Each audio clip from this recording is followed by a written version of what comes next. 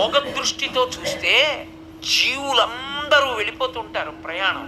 చిన్న చిన్న చిన్న చిన్న దివ్యల్లాగా చిన్న చిన్న దీపాలు వెలిగినట్టు వెలుగుతూ వెళ్ళిపోతుంటారు. అందరూ కాలంలో ఎలా వెళ్ళిపోతూ ఉంటారంటే ఈ కాలం నడుస్తుంటే, అందుకే పోతన గారు భాగవతంలో అంటారు కాలంబు గతి అంటారు, పరమేశ్వరుడి నడక.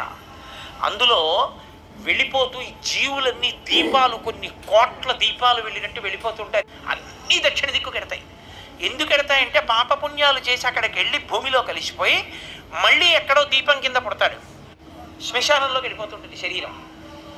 ఎవడు ఏ దీపం నేను వెళ్ళనని ఉత్తరానికి తిరిగిందో ఆ దీపం ఇక అందులోకి శరీరం పెడుతుంది, ఇక ఆ దీపం మళ్ళీ పుట్టది.